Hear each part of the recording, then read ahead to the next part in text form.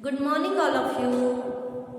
देखिए गर्ल्स, हम लोग चर्चा कर रहे थे कुषाण वंश पर, ठीक है। और हम लोग ने कुषाणों की जाति और कुषाण वंश के शासक कुजिल कैडफिसेस और बिम कैडफिसेस के बारे में जानकारी ली। इसके बाद हम कुषाण वंश के सबसे प्रतापी शासक कनिष्क के बारे में चर्चा कर रहे थे। तो हम लोगों ने कनिष्क के सिंहासनारोहण की तिथि और कनिष्क की विजयों के बारे में पढ़ा, कनिष्क के शासन प्रबंध के बारे में पढ़ा।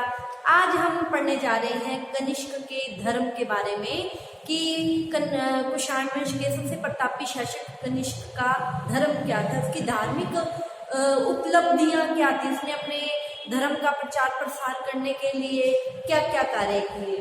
तो कनिष्क कुषाण वंश के शासक कनिष्क की धार्मिक उपलब्धियां देखिए। कनिष्क की धार्मिक उपलब्धियों में हम सबसे पहले जानेंगे कि कनिष्क का धर्म कौन सा था, ठीक है। तो कनिष्क क्या था? बौद्ध धर्म का अनुयायी था, ठीक है।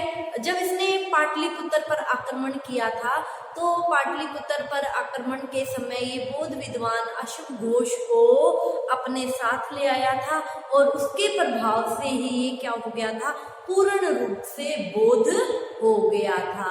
अतः कनिष्क का धर्म क्या था? बौद्ध धर्म। ये बौद्ध धर्म का अनुयायी था, ठीक है। अशोक घोष के प्रभाव से ये क्या हो गया था, बौद्ध हो गया था, ठीक है।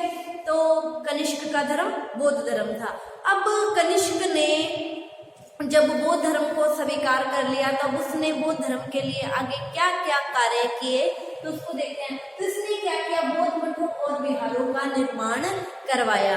देखिए, जो व्यक्ति बौद्ध धर्म ग्रहण करने के पश्चात विवाह नहीं करते थे, भिक्षु और भिक्षुणियां कहलाते थे, ठीक है। तो इसने कनिष्क ने अपनी राजधानी पेशावर में विशाल बौद्ध विहारों और मठों का निर्माण करवाया। भिक्षु और भिक्षुणियों के रहने के लिए इसने अनेक बौद्ध मठों और विहारों का निर्माण करवाया। विहार वो जगह थी जहाँ बौद्ध भिक्षु और भिक्षुणियां निवास करते थे, और बौद्ध मठ भी थे जहाँ पर लोगों को बौद्ध धर्म की दीक्षा दी जाती थी। अतः इसने अनेक बौद्ध मठों और विहारों का निर्माण करवाया, ठीक है। अब देखिए अगला, इसने अपने धर्म के प्रचार के लिए, अपने धर्म को ऊंचा उठाने के लिए क्या कार्य किया, बौद्ध धर्म को राजधर्म बना दिया, ठीक है। तो कनिष्क ने क्या किया, बौद्ध धर्म को राजधर्म घोषित कर दिया और इसके प्रचार प्रसार के लिए कार्य किए। देखो अमूमन क्या होता है कि राजा जिस धर्म को स्वीकार करता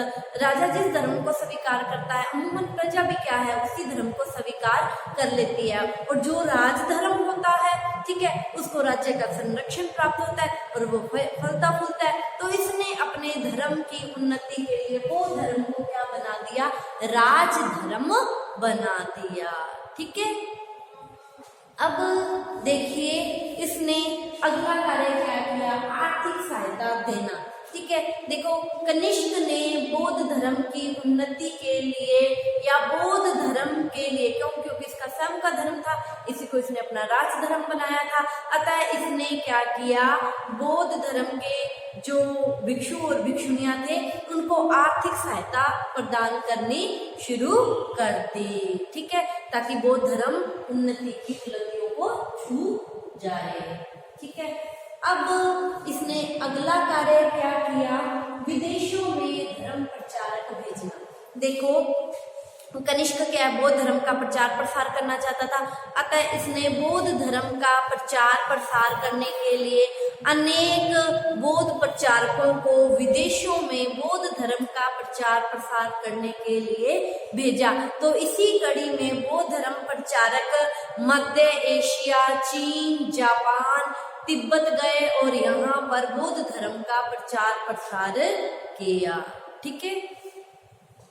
अब आगे इसने क्या किया, बुद्ध की मूर्तियों का निर्माण करवाया। देखो कनिष्क का बौद्ध होने का जो सबसे बड़ा प्रमाण है, इसने बहुत सारी बुद्ध मूर्ति, भगवान बुद्ध की मूर्तियों का निर्माण करवाया और उन्हें जगह जगह क्या किया, या राज्य के विभिन्न भागों में स्थापित करवाया, ठीक है। इससे भी क्या हुआ, बौद्ध धर्म को न केवल संरक्षण मिला अपितु इसका प्रचार और प्रसार भी हुआ। ठीक है, और देखिए छोटा क्वेश्चन भी पूछ लिया जाता है कई बार, और सबसे इम्पोर्टेंट चीज है चौथी बौद्ध संगीति। हम लोगों ने स्टार्टिंग में भी पढ़ा था, जब बौद्ध धर्म पढ़ा था लास्ट ईयर की क्लासेज में, कि जो बौद्ध धर्म था उसको लेकर 4 महान या बड़ी बड़ी संगीतियों का आयोजन हुआ था। पहली संगीति हर्यक वंश के शासक अजातशत्रु ने करवाई थी, दूसरी कालाशोक शिशुनाग वंश के शासक कालाशोक द्वारा करवाई गई थी, और तीसरी बौद्ध संगीति अशोक के द्वारा करवाई गई थी। 4 बौद्ध संगीतियां हुई थी, और जो चौथी संगीति थी ये किसके द्वारा करवाई गई थी? चौथी बौद्ध संगीति कनिष्क के द्वारा करवाई गई थी। देखिए कई बार छोटा क्वेश्चन भी पूछ लिया जाता है, बहुत ही इंपॉर्टेंट क्वेश्चन है। कनिष्क ने क्या किया? बौद्ध धर्म में इस समय क्या आ गए थे, बहुत सारे मतभेद आ गए थे।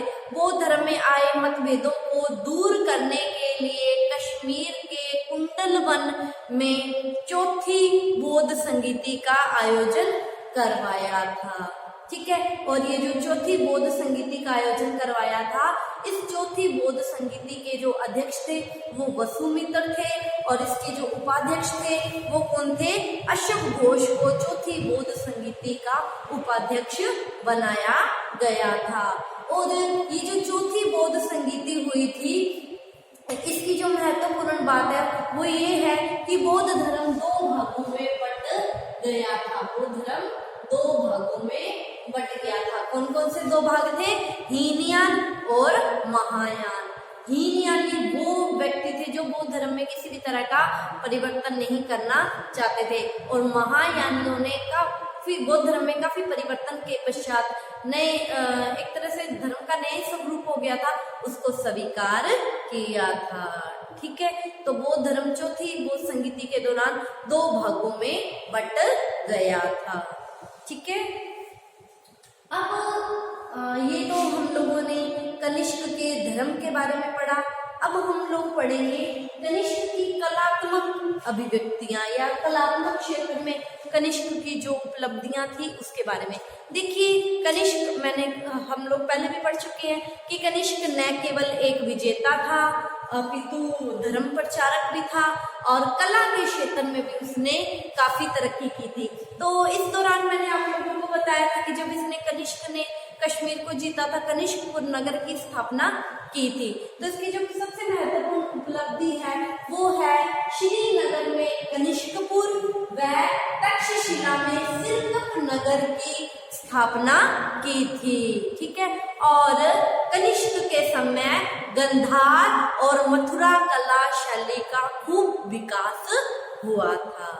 ठीक है, और अगर हम कनिष्क के व्यापार की बात करते हैं तो कनिष्क के समय जो भारत का व्यापार था उत्तर प्रदेश के साथ, अगर हम कनिष्क के व्यापार की बात करते हैं तो इस समय क्या हो गया था, उत्तर प्रदेश भारत का सबसे बड़ा व्यापारिक केंद्र बन गया था, और रोम के साथ कनिष्क के या भारत के व्यापारिक संबंध घनिष्ठ हो गए थे।